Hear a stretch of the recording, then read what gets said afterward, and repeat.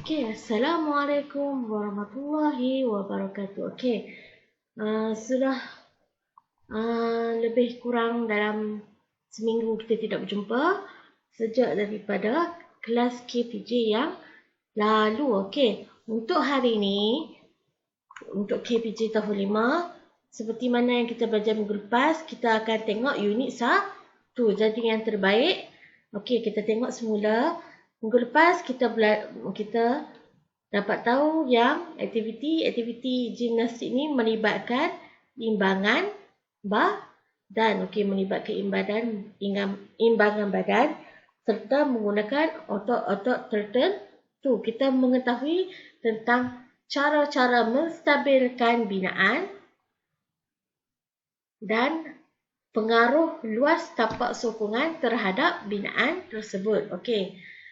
Kita juga belajar tentang hambur serta melombol halangan. Okey. Untuk hari ini, cikgu nak semua buka muka surat 7. Okey. Buka muka surat 7. Untuk hari ini, tajuk yang pertama adalah lompat berputar. Okey, kita baca dulu. Pravin teruja melakukan aksi melompat di atas trampolin dan mendarat di atas trampolin. Okey, dia akan melompat sambil membuat putaran menegak 90, 180 dan diikuti dengan putaran 360 dan mendarat.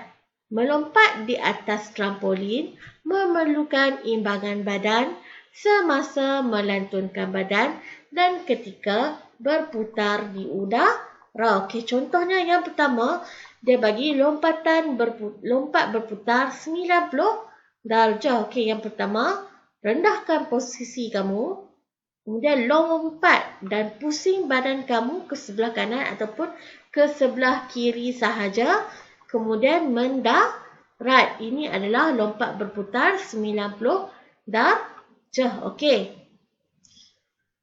Yang kedua adalah lompatan berputar 180 darjah. Okey, kamu tengok gambar yang pertama, dia kata gambar yang pertama, rendahkan badan kamu, kemudian lonjakkan badan kamu dan lompat. Kamu pusingkan badan kamu sehinggalah daripada kamu menghadap depan tadi, badan kamu akan menghadap ke belakang, kemudian mendarat semula dengan kedua-dua belah kaki. Okey, yang ini adalah melompat secara melakukan putaran 180 darjah. Okey, dan yang terakhir adalah melompat dan melakukan lompat putaran 360 darjah. Yang pertama sama juga macam sebelum ni. Rendahkan posisi badan kamu sedikit, kemudian lonjakkan badan kamu dan lompat, kemudian pusingkan badan kamu sehingga badan kamu kembali semula ke posisi yang asal. Okey. Kemudian barulah mendarat. Ini adalah lompatan putaran 360 darjah. Okey. Dekat sini kamu dapat tahu dia kata luruskan kaki dan buat lompatan secara menegak. Ayunkan tangan mengikut arah pusingan.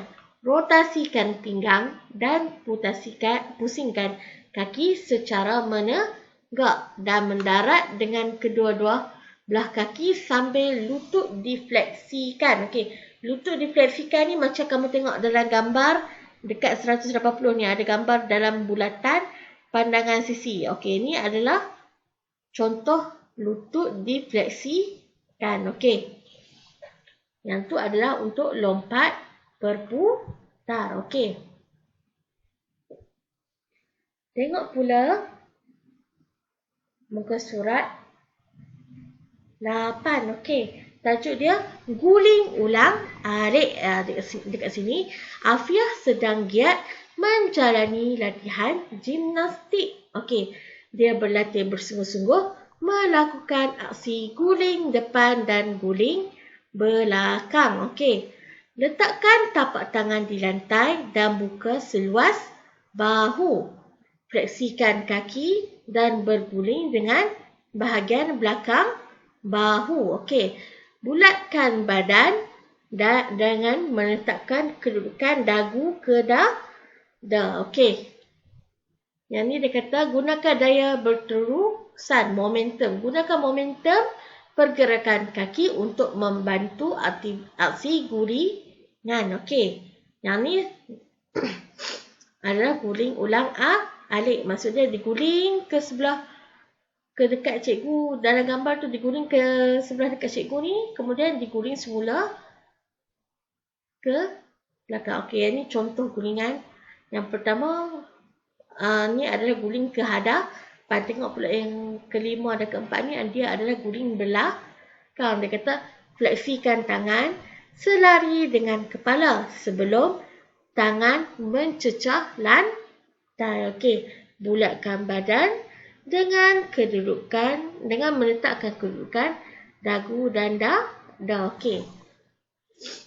Okey, dekat sini dia kata kedudukan tapak tangan perlu seimbang untuk mendapatkan daya tolakan semasa gulingan. Okey, yang ni betul. Sebab contohnya kata kalau kamu gunakan sebelah saja tapak tangan kamu untuk mendapatkan daya, ada kemungkinan gulingan itu tidak akan menjadi dan kamu akan berguling ke arah lain selain daripada arah yang kamu hendak guling pada awal tu. Okey. Dia kata pula yang kedua, kedudukan kaki perlu dirapatkan dengan badan selepas gulingan pertama untuk meneruskan gulingan yang kedua. Okey, betul. Kedudukan kaki perlu rapat. Sekiranya kaki kamu terbuka sewaktu kamu hendak meneruskan gulingan, ada kemungkinan kamu pergerakan momentum kamu akan terhenti. Dan apabila terhenti, maka boleh kata gulingan tu tak jadi gulingan lah. Okey. Tengok pula muka surat 9. Yang ni adalah bergayut dan berayun. Okey. Cikgu Helen sedang mengajarkan kemahiran gayut dan ayun pada palang kepada murid tahun 5 Zuhal. Okey. Nana dan rakan-rakannya sangat seronok melakukan aktiviti bergayut dan berayun pada palang. Okey, tengok gambar yang pertama. Dia kata menyokong kedua-dua belah tangan di atas palang sambil mengayunkan badan. Ini dapat memastikan kamu berada dalam keadaan yang seimbang. Okey, yang kedua, bergayut songsam dengan menggunakan genggaman atas dan kaki dirapatkan ke dada. Okey, tangan mestilah lurus semasa bergayut songsam. Okey. Kalau semasa bergayut yang biasa, pastikan badan dalam keadaan lurus. Tapi semasa bergayut songsam, pastikan tangan dalam keadaan lurus. Okey. Yang ketiga pula, bergayut songsam dengan menggunakan genggaman bawah dan kaki diluruskan ke atas. Okey, di sini untuk yang ketiga, dia nak kamu luruskan kaki. Yang pertama, dia perlu kamu luruskan badan. Yang kedua, memerlukan kamu meluruskan tangan. Dan yang ketiga, memerlukan kamu meluruskan kaki. Okey. Okey, kita tengok semula tajuk untuk hari ini pada muka surat 7. Okey, kita dapat tahu untuk aktiviti lompat berputar ada 3, iaitu putaran menegak 90 darjah, putaran menegak 180 darjah dan putaran menegak 360 darjah. Dan kesemua aktiviti ini bermula dengan kamu merendahkan badan serta melonjakkan badan ke atas sebelum berpusing. Dan semasa mendarat, setiap daripada posisi ini memerlukan kamu untuk memfleksikan lutut supaya tidak berlaku kecederaan. Okey. Untuk yang kedua pula adalah tentang guling ulang alik.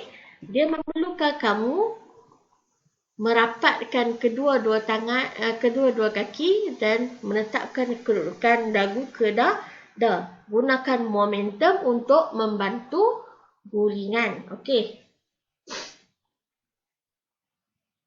Dan yang ketiga adalah bergayut dan berayun. Okey, dekat sini setiap daripada posisi yang diajar memerlukan kamu untuk meluruskan anggota badan tertentu. Untuk aktiviti pertama memerlukan kamu meluruskan badan kamu. Okey, untuk aktiviti yang kedua, memerlukan kamu untuk meluruskan tangan kamu supaya tidak jatuh. Dan untuk aktiviti yang ketiga, memerlukan kamu untuk meluruskan bahagian kaki kamu supaya tidak jatuh. Okey, setakat itu saja untuk hari ini. Selepas kamu lihat video ini dan isi kehadiran di Google Form, cikgu akan letakkan sedikit kuis kecil, sedikit kuis pendek di bawah. Kamu boleh jawab kuis tersebut. Okey, setakat itu saja untuk hari ini. Assalamualaikum warahmatullahi wabarakatuh.